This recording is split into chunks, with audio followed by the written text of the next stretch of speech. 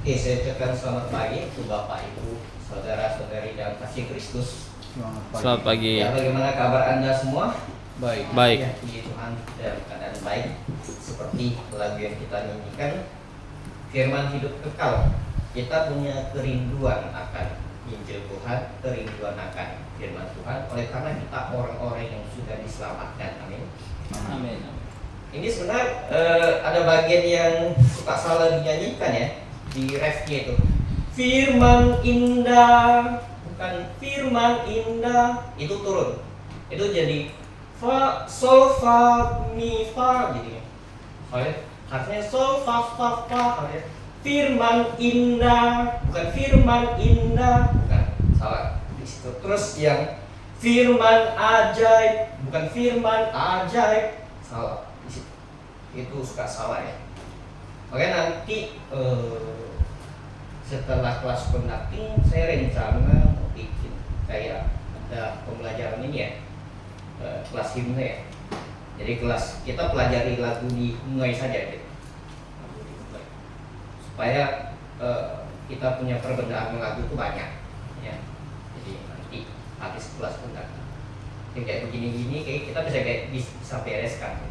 Oke, kita tinggalkan 119 dengan membuka satu kitab tadi Hagai.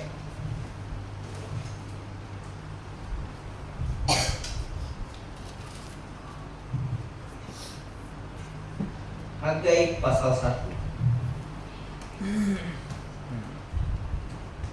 Hagai pasal 1. Kita baca dari ayat 1 sampai 14. Hagai di Perjanjian Lama. Kalau cara di Perjanjian Baru nggak dapat. Nanti Perjanjian Baru bukan 27 jadi 28. Oke. Hagai pasal 1. Saya mulai ayat 1 dan 14 di ayat 2 sampai ayat ke 14. Satu, pada tahun yang kedua zaman Raja Darius, dalam bulan yang ke-6, pada hari pertama bulan itu, datanglah firman Tuhan dengan perantaraan Nabi Hagai pada Zerubabel bin Seltil, bupati Yehuda, dan kepada Yosua bin Jozadak, imam besar, bunyinya. Beginilah firman Tuhan semesta alam. Bangsa ini berkata, sekarang belum tiba waktunya untuk membangun kembali rumah Tuhan. Maka datanglah firman Tuhan dengan perantaraan Nabi Hagai, bunyinya. Apa saja tiba waktunya bagi kamu untuk mendiami rumah-rumahmu yang dipakani dengan baik, sedang rumah ini tetap menjadi reruntuhan. Oleh sebab itu beginilah firman Tuhan semesta alam, perhatikanlah keadaanmu. Kamu menabur banyak, tetapi hasilnya sedikit. Kamu makan, tetapi tidak sampai kenyang. Kamu minum, tetapi tidak sampai puas. Kamu berpakaian, tetapi badanmu tidak sampai panas. Dan orang yang bekerja untuk upah mendapat kerja dalam pundi-pundi yang berlubang. Beginilah firman Tuhan semesta alam, perhatikanlah keadaanmu. Naiklah ke gunung, bawalah kayu dan bangunlah rumah itu, maka aku akan berkenan padanya dan akan menyatakan kemuliaanmu di situ. Firman Tuhan. Kamu mengharapkan banyak, tapi hasilnya sedikit. Dan ketika kamu membawanya ke rumah, aku menghembuskannya. Oleh karena apa? Demikianlah firman Tuhan semesta alam. Oleh karena rumahku yang tetap menjadi reruntuhan, sedang kamu masing-masing sibuk dengan rumah-rumahnya sendiri. Itulah sebabnya langit menahan embunnya dan bumi menahan hasilnya. Dan aku memanggil kekeringan datang ke atas negeri, ke atas gunung-gunung, ke atas gandum, ke atas anggur, ke atas minyak, ke atas segala yang dihasilkan tanah, ke atas manusia dan hewan, dan ke atas segala usaha. Lalu Zerubabel bin Selatiel dan Yosua bin Jozadak, imam besar, dan selebihnya dari bangsa itu mendengarkan suara Tuhan Allah mereka dan juga perkataan Nabi Hagai sesuai dengan apa yang disebutkan kepadanya oleh Tuhan Allah mereka. Bersuratlah bangsa itu kepada Tuhan. Maka berkatalah Hagai, utusan Tuhan itu, menurut pesan Tuhan kepada bangsa itu, demikian, aku ini menyertai kamu, demikian firman Tuhan. Tuhan menggerakkan semangat Yerusalem di Indonesia, Bupati Yehuda dan semangat Yosua bin Yosadak, imam besar dan semangat selebihnya dari bangsa itu. Maka datanglah mereka lalu melakukan pekerjaan pembangunan rumah Tuhan semesta alam Allah mereka. Minta sediaan Pak Soekardi kemudian yang kuasa.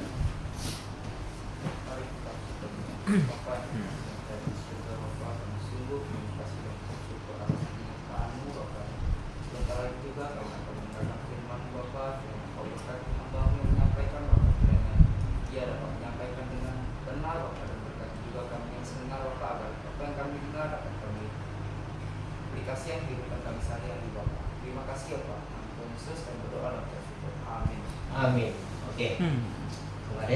Kemarin kita sudah belajar tentang bagaimana orang Kristen yang mempersiapkan diri. Jadi banyak hal yang harus dipersiapkan diri.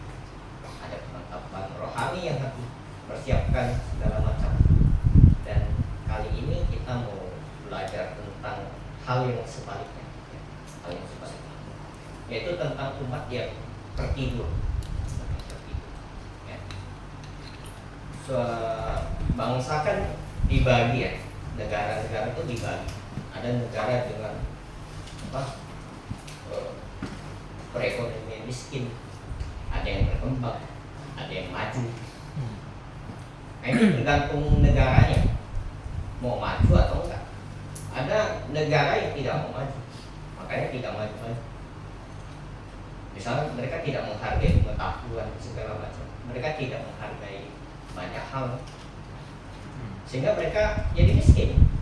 Satu negara miskin itu terjadi di Afrika. Tapi ada negara yang berkembang, ada negara yang maju. Mereka bisa maju, tentu ada faktor-faktornya, termasuk umat Tuhan. Ya, umat Tuhan, suatu negara, orang Kristen, jemaat Tuhan itu bisa maju, ada faktornya. Tapi bisa tertidur, itu tentu ada faktornya. Ada yang menyebabkan orang Kristen itu jadi tertidur, umat Tuhan jadi tertidur. Apa saja itu? Kita bisa lihat di ayat 1 dan 2. Ayat 1 dikatakan, pada tahun yang kedua zaman Raja Darius, dalam bulan yang ke-6, pada hari pertama bulan itu, datanglah firman Tuhan dengan perantaran Nabi Hagai kepada Zerubabel bin Shealtiel, Bupati Yehuda. Sebenarnya bukan bupati ya, gubernur ya. Atau kenapa ya lain jadi dibikin jabatannya jadi rendah gitu. Dan kepada Yosua bin Yozadak, imam besar, bunyinya, beginilah firman Tuhan semesta alam. Bangsa ini berkata, sekarang belum tiba waktunya untuk membangun kembali rumah Tuhan. Jadi hal pertama yang kita bisa lihat, mengapa suatu bangsa atau suatu kelompok Kristen atau jemaat itu bisa tertidur. Itu karena apa? Karena mereka mengabaikan firman Tuhan. Mengabaikan firman. Padahal Tuhan itu sudah kasih banyak tanda tuh. Orang Yahudi pada waktu itu, orang Yahudi, mereka bisa pulang pada zaman Zerubabel. Itu karena apa? Karena Tuhan sebenarnya sudah membuatkan ada pembebasan bagi mereka. Jauh-jauh hari Tuhan sudah mengikat suatu perjanjian kepada orang Israel. Ya, ketika zaman Musa, di Ulangan pasal 28, ya, Tuhan berkata ada berkat bagi mereka. Kemudian dilanjutkan ada kutuk bagi mereka kalau mereka membangkang, kalau mereka tidak mendengarkan firman Tuhan. Dan salah satu salah satu tandanya adalah Tuhan membuang mereka kalau mereka membangkang. Dan Tuhan tidak sampai di situ. Tuhan bilang nanti kalau mereka bertobat, mereka akan kembali. Meskipun mereka terserat ke berbagai bangsa. Kata Tuhan, mau sampai ujung dunia pun Tuhan akan ambil, Tuhan akan kumpulkan. Itu janji Tuhan. Dan kali ini mereka pulang sesuai dengan janji Tuhan, sesuai janji Tuhan. Bahkan Nabi Yesaya sudah menubuatkannya di pasal 44 dan pasal 45. Siapa yang akan memulangkan mereka? Kores yang akan memulangkan mereka. Namanya tepat. Padahal nubuat itu sekitar 200-an tahun ya. Sekitar 200-an tahun sebelum Kores itu hidup. Harusnya tanda ini tuh menjadi apa? Menjadi sebuah pelecut semangat bagi mereka, agar mereka tuh bisa bangun gitu, bisa bangun. Tapi mereka tertidur. Kenapa? Karena mereka mengabaikannya. Mereka mengabaikan firman Tuhan. Nah, Tuhan pernah berkata dalam Matius 12 ayat 39. Matius 12 ayat 39.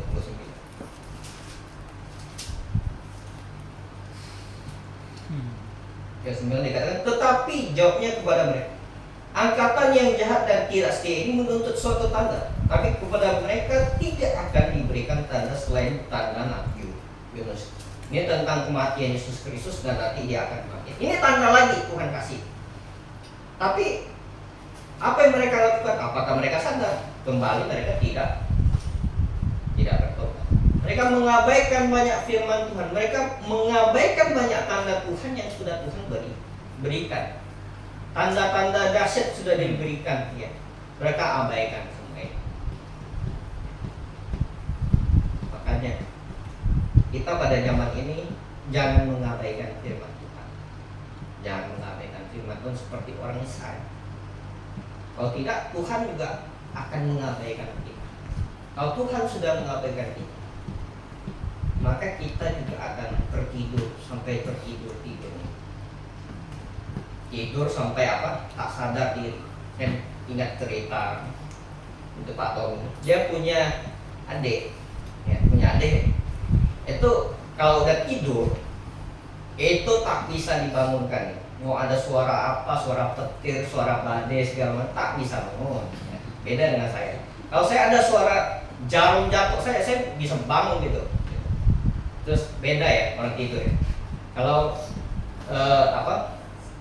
adanya Pak Tommy itu mau ada banjir, kebakaran di rumah itu tak bakal bangunnya. Kakaknya si ini Natalian.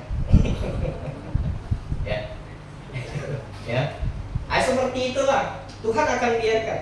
Kau tertidur lah. Jadi Tuhan berikan kebakaran biar kau kebakar di situ. Ya. Tuhan biarkan kau binasa. Jangan sampai kita tertidur dan tidak sadar. Sama kayak orang Israel. Jadi mereka itu tertidur. Nah, kan kemarin Pak Tommy juga ada bahas tentang siapa? Elia Miron ya. Elia Miron itu kan tidak percaya pengangkatan. Padahal kan bukti-bukti di Alkitab itu sudah banyak tentang pengangkatan. Kita bisa baca misalnya di 1 Tesalonika 4 ayat 15-17 tentang pengangkatan. Bahkan kata pengangkatan sendiri di dalam Roma pasal 8 ayat 23 itu ada secara jelas. Tapi ada saja orang yang tidak percaya. Kenapa? Karena mereka mengabaikan firman Tuhan.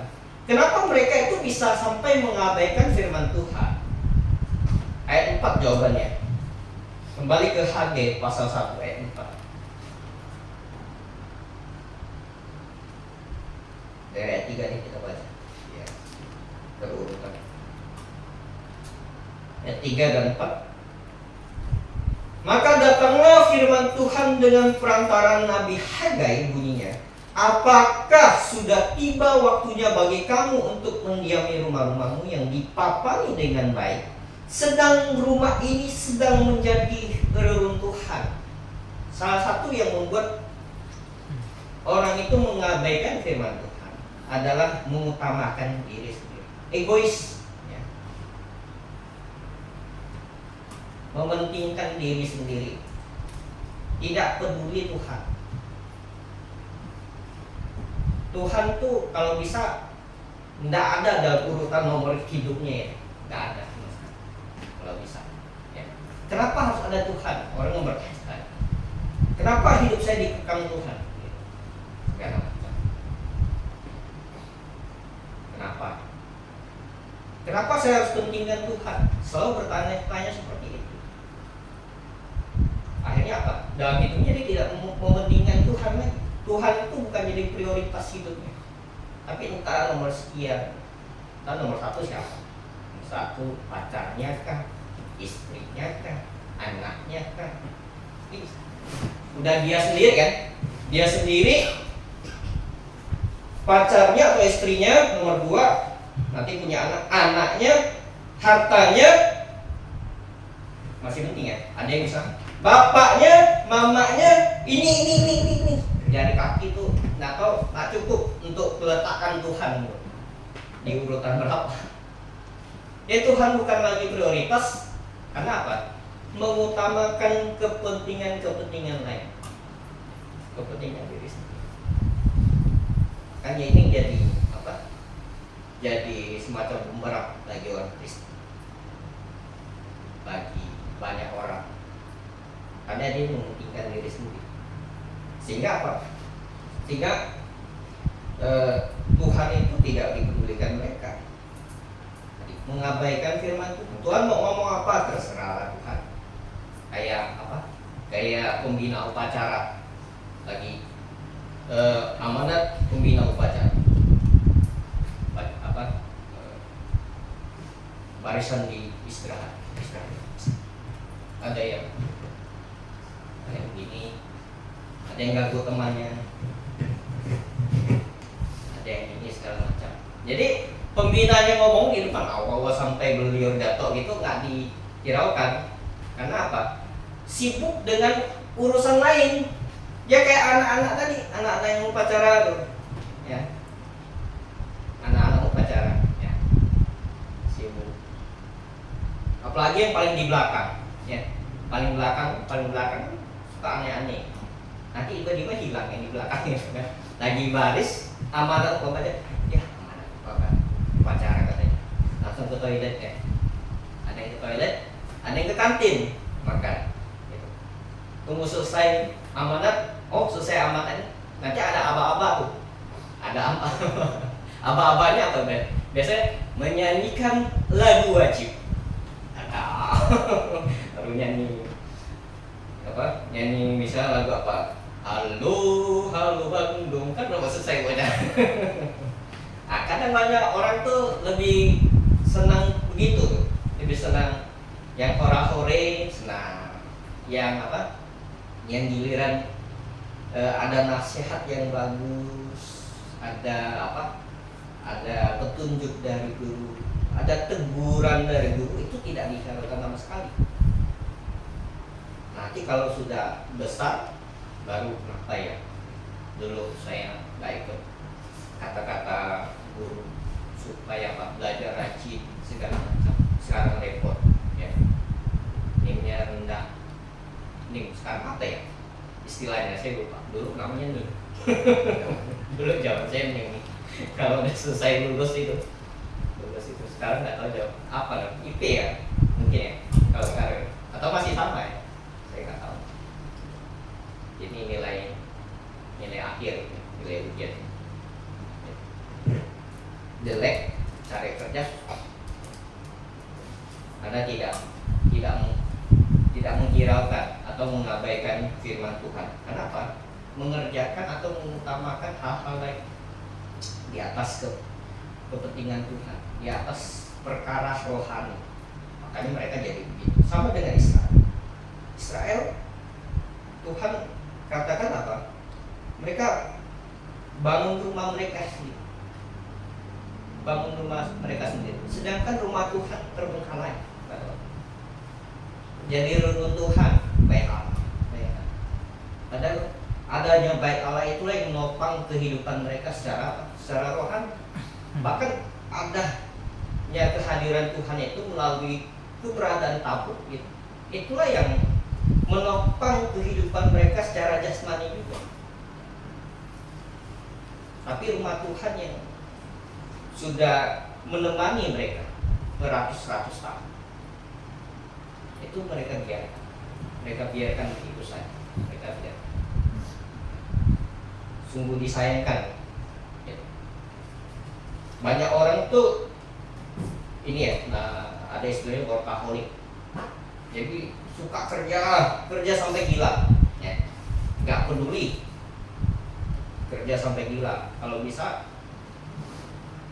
dari Senin sampai Minggu kerja nggak berhenti, sampai nggak baktian, sampai nggak istri nggak diurus, ya. Kalau ada istri ya, anak tak diurus, ada juga. Jadi anak tak diurus, maksudnya apa? Sewa babysitter kan, segala macam. Saya baru ngomong sama Tigor, dan ada beberapa pejabat itu anaknya yang melakukan pembulian terhadap anak-anak yang perekonomiannya rendah, gitu, miskin. Jadi yang miskin itu dibully-bully sama anak pejabat. Saya bilang itu wajar. Kenapa? Banyak pejabat itu tidak bisa mengurusi anaknya dengan baik. Karena apa? Karena sibuk. Udah dia sibuk, istrinya sibuk, ya kan? Anaknya tak diurus. Akhirnya apa? Anaknya itu cari pelampiasan. Itu parah. Karena tak diperhatikan di rumah, emaknya tak ada, bapaknya tak ada. Udah kayak Tuhan. Tak bisa dilihat gitu. Udah tak bisa dilihat bapak emaknya di rumah. Sekarang dia mau mencurahkan isi hatinya kepada siapa? Sekarang dia mau meminta nasihat kepada siapa misalnya? Terus kalau dia melakukan sesuatu yang buruk, gitu, dari hal-hal yang kecil misalnya, bohong segala macam, siapa yang tegur dia? Hanya menurut dia apa yang dia lakukan ya baik-baik saja, sampai bully orang segala macam. Karena tak diurus. Wajar saya bilang. Kenapa jadi seperti itu? Tapi tidak semua pejabat. Contohnya Pak Jokowi itu anaknya kan hanya berhasil. Santun segala macam. Tidak semua. Ya. Tapi beberapa ada yang begitu. Karena tidak dikemudikan. Aman. Jadi jangan sampai kita tuh mengutamakan, ya, kepentingan lain di atas kepentingan yang lebih prioritas, ya. Seperti tadi, Tuhan yang utama. Tapi bukan hanya Tuhan yang utama. Misal dalam hidup kita ada keluarga kita yang lebih utama daripada hal-hal lain. Jangan sampai kita jadi urutannya tuh jadi berantakan. Jadi hidup kita jadi berantakan, keluarga kita jadi berantakan, kita dalam masyarakat berantakan, semuanya berantakan. Ya, jangan sampai demikian. Kemudian apa lagi? Mereka tidak sadar akan keadaan mereka. Ini salah satunya. Mengapa mereka mengabaikan firman Tuhan tadi? Oleh karena mereka mengutamakan diri sendiri, kemudian tidak sadar akan keadaan mereka yang menyedihkan. Mereka itu dalam keadaan menyedihkan. Baru pulang dari pembuangan, tapi tidak sadar hal apa yang mereka butuhkan, ya. Hal apa yang mereka butuhkan untuk memperbaiki keadaan mereka. Kenapa mereka tidak bisa menyadari itu? Ya karena mereka tidak sadar, mereka itu lagi rusak. Wah, kacau kalau kayak gini. Banyak orang Kristen tuh bisa berada di gereja yang salah, ditegur, tapi tidak mendengarkan. Kenapa? Mereka menganggap mereka sudah berada di gereja yang benar, tanpa mau cek dan dicek dengan dasar yang benar. Misalnya dasarnya Alkitab, cek, oh gereja saya mengajarkan yang benar nggak sesuai dengan yang dikatakan oleh Bapak Ibu, katanya gereja saya salah. Dia bilang salah karena ini, karena itu. Dasar dia ngomong kalau salah itu apa? Jangan cuma bilang pokoknya gitu. Apa? Coba saya cek. Oh, benar. Banyak orang tuh tidak sadar akan keadaan mereka, sehingga mereka tidak kunjung bertobat, tidak kunjung berubah dari yang buruk menjadi yang baik, menjadi lebih baik, memperbaiki diri sendiri. Nah, itu. Ya. Kemudian kita bisa lihat apa hukuman Tuhan. Ya. Kalau tadi apa penyebabnya, sekarang apa hukuman Tuhan? Itu di ayat 6.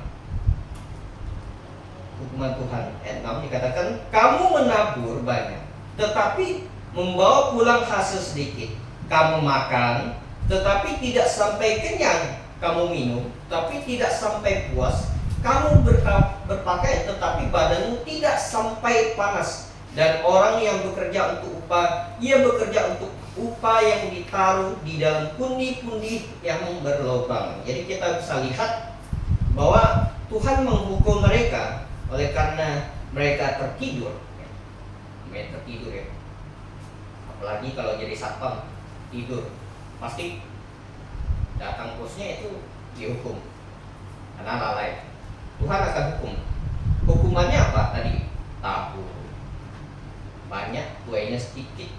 Kemudian kumpulkan, bekerja untuk mengumpulkan upah. Upahnya ditaruh di pundi, pundinya berlubang. Nabung, bocor tabungannya. Jadi nabung di tabungan babi ya, tabungan babi. Rupanya di belakang di pantatnya itu ada lubang. Makanya dia bawa akhirnya keluar uangnya. Kasian ya kayak gitu. Kasian ya. Ini nabung, dah kunjung-kunjung ada tabungannya. Jadi gali lubang tutup lubang hidupnya. Seperti itu. Sangat disayangkan. Jadi hidupnya rugi. Bekerja hanya untuk rugi saja gitu, bukan untuk untung. Kemudian apa lagi? Tuhan datangkan ayat 6 tadi penderitaan. Penderitaan.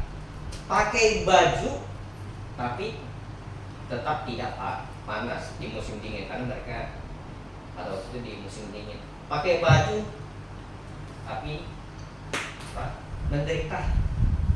Tidak terasa tidak terasa hangatnya. Sama kayak sekarang kita kan kepanasan, ada yang setel AC di rumah misalnya, tapi tak dingin sampai kalau bisa itu AC itu min berapa gitu, min 30 kalau ada gitu, nggak dingin. Tuhan datangkan mataharinya dekat bukan. Saya jadi ingat itu cerita 12 matahari dulu ini mitos orang Tionghoa dulu. Jadi dulu ada 12 matahari, 12 atau 7 saya lupa. Dipana jadi tinggal 1. Untung ya. Kalau masih 7 itu kita bisa kepanasan gitu. Jadi Tuhan tuh bikin panas mataharinya tuh jadi terik gitu. Ya. Itu salah satu hukuman Tuhan. Jadi Tuhan bisa membuat kita jadi rugi, mendatangkan penderitaan. Ya. Itu tujuannya apa? Tujuannya agar kita sadar. Sama tadi saya kasih gambaran. Ada satpam misalnya dia tidur, itu kadang dibentak sama bosnya. Kalau nggak dibentak, datang kepala satpamnya, misalnya ada kepala satpam sekarang, kepala satpamnya dia bawa pentungan, woi jangan tidur. Kadang misalnya bisa gitu. Nah Tuhan tuh bisa menghukum seperti itu. Ya. Ketika kita tertidur, Tuhan tuh akan menghukum. Tujuannya apa? Agar kita bangun. Ya. Bukan Tuhan tuh jahat gitu, bukan. Tuhan mendatangkan penderitaan, Tuhan mendatangkan segala macam, mengizinkan segala macam kejahatan terjadi pada kita, bukan tanpa maksud. Di dalamnya ada rencana yang baik. Makanya Di dalam Yesaya 45.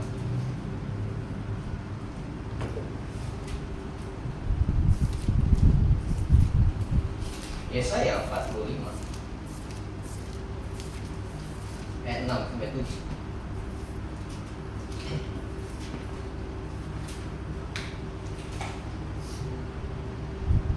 Supaya orang tahu dari terbitnya matahari sampai terbenamnya bahwa tidak ada yang lain di luar Aku.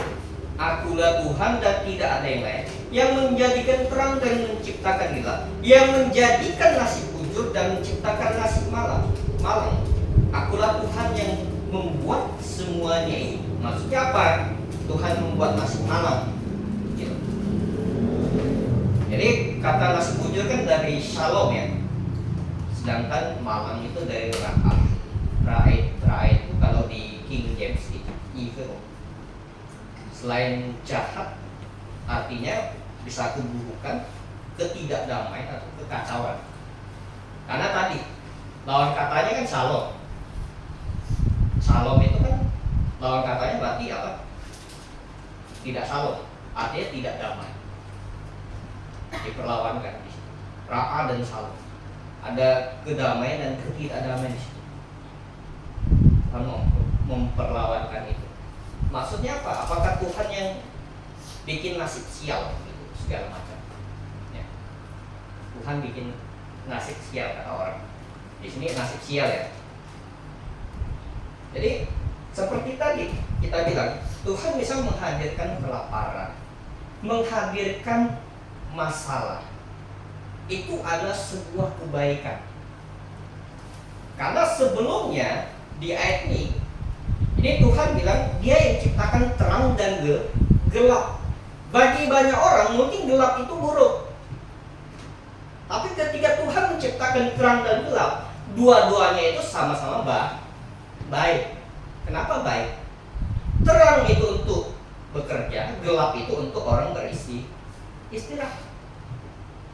Sama, ya.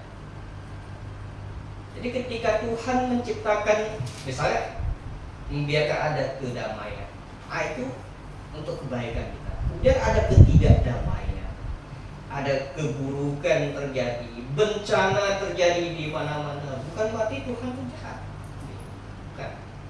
Tapi Tuhan menginginkan apa? Pertobatan, menegur. Makanya kita tuh harus merenung ya. Kalau misalnya terjadi bencana, misalnya tsunami atau kemarin COVID, merenung kita tuh ada salah apa? Bangsa ini ada salah apa? Dunia ini ada salah apa dengan Tuhan? Orang benar yang ada di dunia ini ada salah apa dengan Tuhan? Sampai Tuhan izinkan ini terjadi. Itu yang harus direnungkan. Bukan jadi makin banyak bidat. Saya lihat habis COVID ini malah makin banyak bidat. Ada Brian Siddhartha tuh yang Kristen progresif. Tatoan boleh, ya. Nah, itu kan sesat. Tuhan sudah kasih tahu jangan tatoan. Dia bilang tatoan boleh. Sekarang zamannya zaman tatoan, ya. Nggak apa. Ada Coki Pardede tatoan juga, ya. Jadi agnostik. Bapak emaknya Kristen ya. Dia jadi agnostik. Malah banyak bidat. Bukan kunjung bertobat. Dunia ini akan makin lama akan hancur. Ini tanda untuk kita. Tanda untuk kita bahwa Tuhan akan segera datang. Karena apa? Karena dunia ini semakin lama semakin jahat, semakin dipenuhi oleh kenesan. Moralnya semakin hancur. Kata Tuhan di akhir zaman 15:24 misalnya, kasih semakin dingin. Yang kasus Agus kan, ingatnya tidak tahu berterima kasih. Nah, ada tuh dia membuatkan bahwa di akhir zaman orang itu tidak tahu terima kasih. Masa ada orang tolong tidak ditolong? Ini kok tak jujur kan? Tiba-tiba ini sumbangannya ini. Kok ada kasih ke siapa keluargamu? Istrinya katanya ada dikasih untuk usaha, modal usaha katanya. ditolong lagi, ya saya kasih ke istri saya. Tapi masalah dia tak transparan gitu. Itu kan biayanya untuk biaya pengobatan dia biar pulih gitu. Dan tak transparan, akhirnya mau dicabut sumbangannya karena sebenarnya kan itu kan dari yayasan ya, dari yayasannya kasih gitu. Yayasannya atas nama yayasannya itu salah satu pengurusnya Novi. Nah ini orang udah ambil, dia mau tuntut. Ini namanya tidak tahu terima kasih. Udah ditolong, hanya minta transparansi, sekarang dituntut. Akhir zaman sudah dekat, Tuhan sudah semakin dekat. Nah, waktunya kita merenung untuk mendekatkan diri kita kepada Tuhan. Jangan abaikan firman. Oke, minta sediaan Pak Jonathan di dalam kelas silakan. Mari kita laksanakan. Bapa di dalam surga, kami mengucap syukur dan terima kasih Tuhan. Pada pagi ini kami masih diberi kesempatan untuk mendengarkan kebenaran firman Tuhan. Tuhan, firman-Mu yang tadi kami dapat tidak berlalu begitu saja, sungguh dapat menguatkan iman kami dan bahkan kami kasih kehidupan kami sehari-hari Tuhan. Tuhan berkati jemaat pada pagi ini yang hadir, juga mendengar kebenaran firman-Mu. Berkati hamba-Mu yang telah menyampaikan